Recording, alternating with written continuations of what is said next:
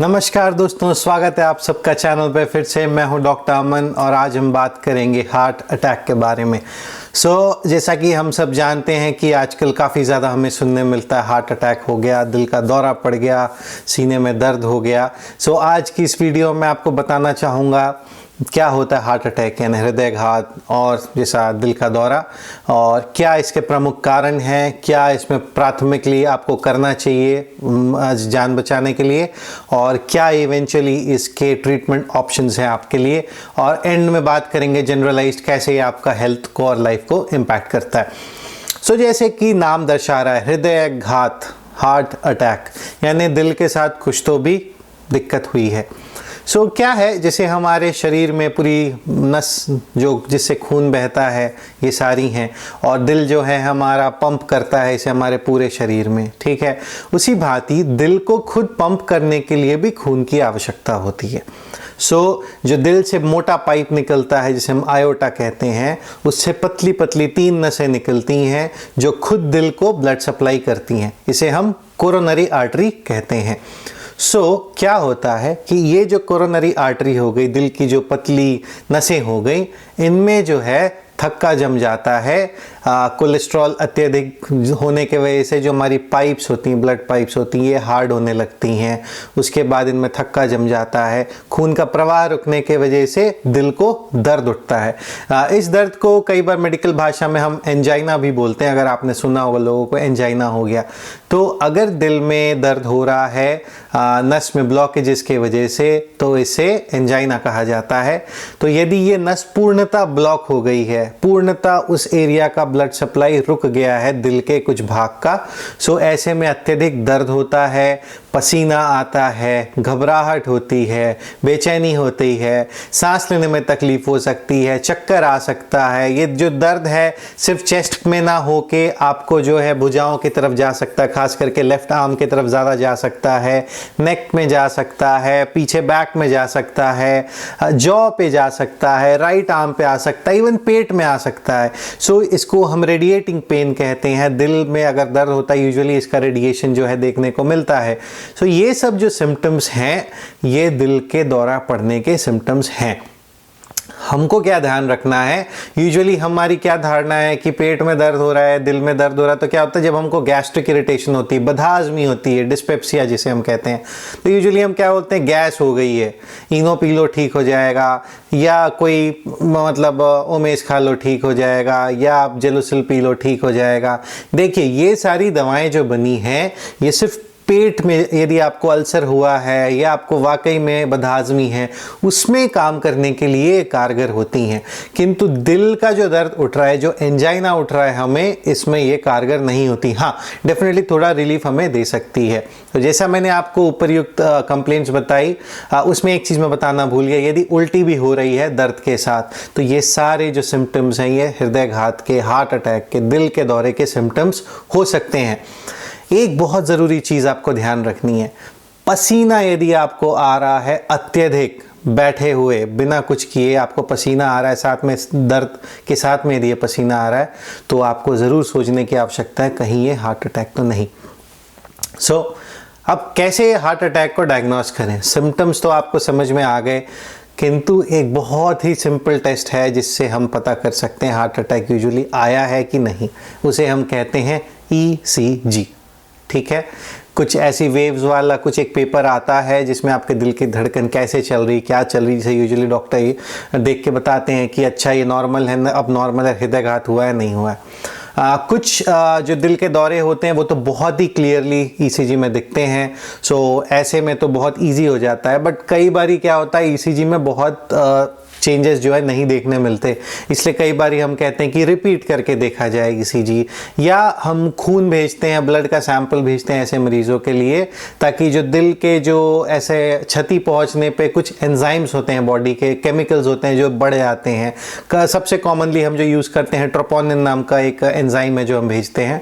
यदि ये सब भेजने पे ये बढ़े हुए आ रहे हैं तो भी ये दर्शाते हैं कि जो हृदय के जो मसल्स हैं वो कहीं ना कहीं उसमें ब्लड नहीं मिल रहा, उसको क्षति पहुंच रही है और इस कारणवश ये बढ़ते हैं। क्या रिस्क फैक्टर्स हैं हार्ट अटैक होने के अगर देखा जाए? सबसे पहला, पुरुष होना। जी हाँ दोस्तों, मेल्स में ये ज़्यादा कॉमन है। ये नहीं कारण कि क्या है नहीं है, मेल्स में प्रीडोमिनेंटली ये कॉमन है, फीमेल्स में रिलेटिवली ये कम कॉमन है, किंतु महिलाओं में भी ये देखने मिलता है मेंस्ट्रुएशन बंद होने के बाद, पोस्ट मेनोपॉजल केसेस में। जैसा हम कहते हैं भगवान का वरदान है कि अगर मेंस्ट्रुएशन हो रहा है तो यूजुअली उनको प्रोटेक्शन होता है हार्ट अटैक होने से। इसके अलावा फिजिकल इनएक्टिविटी जो आज हम सब में देखने मिलती है, मैं भले आपको बता रहा हूँ बट हम बोलें कि एकदम रूटीनली फिजिकल एक्सरसाइज करते हैं तो जी नहीं, हम में से मोस्टली लोग नहीं करते हैं, ठीक है। इसके अलावा जो हमारा खान पान है ये काफ़ी ज़्यादा, अगर ये बहुत ज़्यादा ऑयली मसालेदार डेली बाहर का खाना खा रहे हैं, जंक फूड्स रूटीन बेसिस पे ले रहे हैं, तो डेफिनेटली ये भी उसका एक प्रमुख कारण है। इसके अलावा स्मोकिंग बहुत बड़ा कारण है दोस्तों, स्मोकिंग करना। धूम्रपान से बहुत सारी बीमारियां ताल्लुकात रखती हैं और हृदय का घात होने का सबसे कॉमन रीज़न अगर हम खोजें पुरुषों में, धूम्रपान। रीज़न ये भी है कि भारतवर्ष में महिलाओं को ये कम होता है क्योंकि धूम्रपान इतना ज़्यादा कॉमन नहीं, किंतु पुरुषों में धूम्रपान बहुत ज़्यादा कॉमन है। जी हाँ, कहीं ना कहीं तंबाकू का सेवन भी इस रिस्क को फर्दर एग्रीवेट कर ही देता है। ये सब प्रमुख कारण है दोस्तों हृदयघात होने के। और इसके अलावा यदि हम सोचें कि ये सिर्फ एल्डरलीज में होगा, 50 वर्ष के ऊपर लोगों में होगा, जी नहीं। आजकल सभी तनावग्रस्त हैं, जैसा मैंने कहा अननेसेसरी स्ट्रेस बहुत ज़्यादा हमारे लाइफ में, दौड़ का सबको बहुत शौक है किंतु लाइफ में आगे बढ़ने का, फिजिकल दौड़ने का नहीं। ये सब बहुत प्रमुख कारण है दोस्तों। हमने तो आप मानेंगे 18 वर्ष के लड़के भी देखे हैं जिन्हें हृदयघात होते। ये तो आप भूल जाएं कि एज ज़्यादा है तभी आपको हार्ट अटैक होगा, रादर कम एज में अगर हार्ट अटैक हो रहा है तो लाइफ का जो ओवरऑल क्वालिटी है वो काफ़ी ज़्यादा ख़राब हो सकता है, डेथ भी जल्दी हो सकती है। ये कुछ प्रमुख कारण थे हार्ट अटैक होने के, सिंपल भाषा में। इसके बाद यदि हम बात करें ट्रीटमेंट ऑप्शंस के, ठीक है, आप मतलब मेजॉरिटी लोगों का ये धारणा है कि अस्पताल जाएंगे, सीने में दर्द लेके, हार्ट अटैक होगा नहीं तो भी पकड़ लेगा, एंजियोग्राफी एंजियोप्लास्टी कर देगा, 2.5-3 लाख का बिल बना देगा, लूट लेगा। ये हमारी कॉमन धारणा है, ठीक है। देखिए, जो माल प्रैक्टिस है हमारे देश में, जो करप्शन है मेडिकल फील्ड में, उस पर मैं कुछ कमेंट नहीं कर सकता, सॉरी। किंतु मैं यहाँ पे सिर्फ आपसे ये डिस्कस करने आया हूँ कि अगर आपको ऐसा हार्ट अटैक हुआ है तो क्या ट्रीटमेंट ऑप्शंस हैं आपके पास। प्रैक्टिकली दो। पहला, खून पतला करने की दवाएं दी जाएं, ठीक है। और यदि अब इसमें भी देखिए ट्रिक पार्ट क्या है, यदि तो आप 6 घंटे के भीतर जा रहे हैं, दवा थोड़ा कारगर बेटर होती है। 12 घंटे के भीतर जा रहे हैं, पॉसिबिलिटी है कारगर हो ना हो। 12 घंटे के उपरांत दवा का प्रैक्टिकली कोई रोल नहीं, क्योंकि जो ब्लड का क्लॉट, जो थक्का जमा होता है खून की रक्तवाहिका के अंदर में, जैसे आप देखें ये खुला हुआ है यदि और इसमें बंद हो गया तो ये पूरा क्लॉट जम गया। यदि क्लॉट अत्यधिक जम गया है तब तो फिर हार्ड होने के बाद दवा पतला करने का, खून पतला करने का कोई औचित्य नहीं है। अब आप बोलेंगे दवा कितने की आती है, तो देखिए ये दवा कहीं ना कहीं 2,500-3 हज़ार से स्ट्रेप्टोकाइनेज नाम की एक दवा आती है, और महंगे एंड पे भी जाती हैं, रेटिप्लेस वगैरह जो हमारी और आधुनिक बेहतर दवाइयां हैं वो डेफिनेटली महंगी आती हैं। एक ऑप्शन है कि हम खून पतला करने का दवा दें। थक्का यदि घुल जाता है, बहुत अच्छी बात है, थक्का घुलने से दिल का जो दौरा पड़ा है उससे कॉम्प्लिकेशंस जो हैं कहीं ना कहीं हम बचा सकते हैं। किंतु ध्यान रखने की यही आवश्यकता है, आप बोलें 24 घंटे पहले दर्द हो रहा है आप दवा दे दो, पॉसिबल नहीं है, बिल्कुल पॉसिबल नहीं है। कॉम्प्लिकेशंस होगी, दिल की मांसपेशियां कमज़ोर होंगी, आपका क्वालिटी ऑफ लाइफ बहुत ख़राब होने वाला है ऐसे में, ठीक है। दूसरा तरीका होता है जिसे हम एंजियोग्राफी एंजियोप्लास्टी कहते हैं। सिंपल भाषा में मैं आपको समझाऊंगा, ठीक है। पाइप है, कोई पाइप है, जैसे अज्यूम करिए ये पाइप है, ठीक।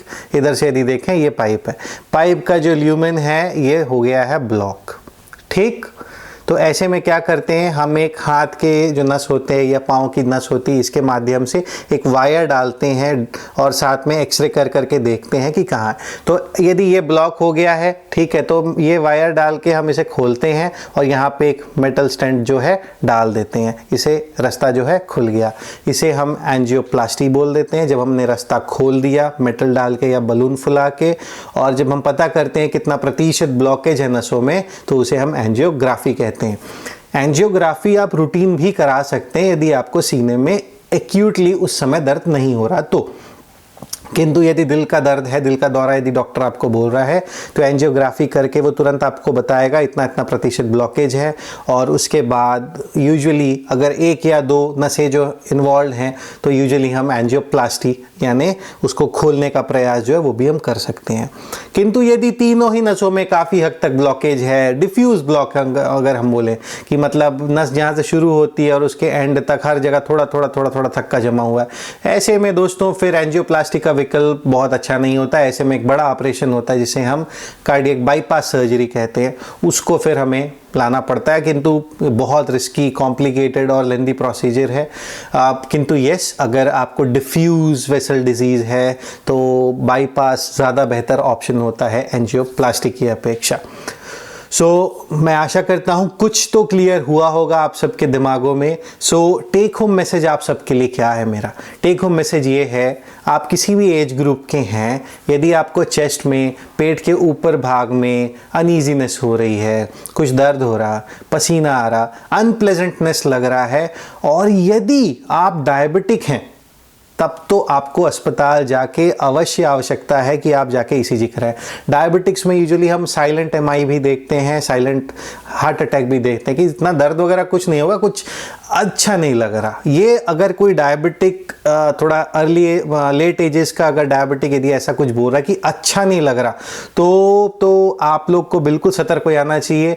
मतलब एज अ पेशेंट आपको सतर्क हो जाना चाहिए, एज अ डॉक्टर मेरे कॉलीग्स को भी सतर्क हो जाना चाहिए कि एक ईसीजी अवश्य करके देखें, और यदि कॉन्फिडेंट नहीं है तो ईसीजीज रिपीट करके देखें। किंतु ऐसे पेशेंट्स को ब्लाइंडली घर बिल्कुल ना भेजें।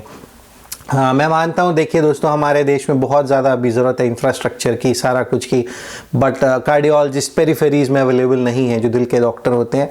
किंतु यदि ऐसी स्थितियों में अगर कुछ भी नहीं ऑप्शन होता है तो खून पतला करने की दवा डेफिनेटली स्टार्ट की जा सकती है। एक कंट्रोवर्शियल चीज़ मैं थोड़ा ऐड करना चाहूँगा इसमें। कुछ लोग कहते हैं ये करना चाहिए, कुछ कहते हैं नहीं करना चाहिए। किंतु आप सब ने डिस्प्रिन की गोली ज़रूर सुनी होगी, हर जगह मिलती, गांव देहात में भी मिलती हमारे यहाँ। दिल का दौरा पड़ा है यदि, कैसे एक चीज़ और पता करेंगे, यदि आपको सीने में दर्द हो रहा है, साथ में पसीना है, और जैसा मैंने बताया बदहज़मी लग रही, घबराहट, बेचैनी, सिर में चक्कर आना, सांस लेने में तकलीफ होना, 15 मिनट से अगर ये ऊपर हो रहा है, आपको ध्यान रखिए 15 मिनट से यदि ये ऊपर आपको सता रहा है, ये दिल का दौरा हो सकता है। ऐसे में आप डिस्प्रिन की एक गोली लें, उसे आधा ग्लास पानी में घोलें और पी जाएं। 325 मिलीग्राम की ये डिस्प्रिन आती है, ये काफ़ी कारगर है फर्दर प्रिवेंशन रोकने में। कुछ गाइडलाइंस कहती हैं इसे खाना चाहिए, कुछ कहती नहीं खाना चाहिए। किंतु इसका एक दो ही कॉन्ट्रा इंडिकेशन है, समझ लीजिए। एक तो यदि आपको डिस्प्रिन से एलर्जी है, एस्प्रिन अगर आपको एलर्जी है तो।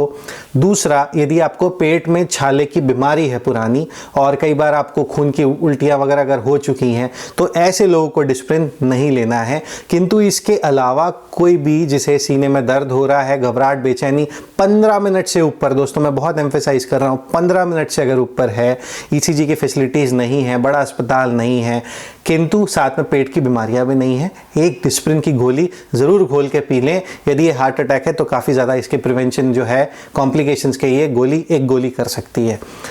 आशा करता हूँ हम सबको कुछ ना कुछ सीख मिले इससे, हम कहीं ना कहीं अपनी हेल्थ को लेके थोड़ा और सजग हुए। आप सबसे एक और निवेदन है, आप लोग को लगता होगा पैसे वेस्ट कर रहे हैं कि हेल्थ चेकअप ज़रूर कराएं। यदि तो आप 30 के ऊपर हो गए हैं, ज़रूर 2 साल 3 साल में एक बार अपना हेल्थ चेकअप ज़रूर कराएं। यदि आपको ब्लड प्रेशर, डायबिटीज़ है, हर साल 6 महीने में कराएं। ये टेस्ट कराने से कहीं ना कहीं कॉम्प्लिकेशंस बच सकती हैं। आशा करता हूँ कि हम नया एक ट्रेंड स्टार्ट करेंगे, और हर साल खुद को, पुरुषों को, महिलाओं को, सब एक हेल्थ चेकअप ज़रूर कराएं। कोई फ़र्क नहीं पड़ता आप 10,000 का करा रहे हैं, 5,000 का करा रहे हैं, बेसिक ब्लड्स करा लें, एक ईसीजी करा लें, शुगर की जांच करा लें। ये बहुत कारगर रहेगा हमारे फ्यूचर में जो कॉम्प्लिकेशंस होने हैं उसे रोकने में। आशा करता हूँ वीडियो पसंद आएगा, आप ज़रूर इसे लाइक, शेयर, सब्सक्राइब करेंगे। तब तक के लिए विदा दीजिए, धन्यवाद, जय हिंद।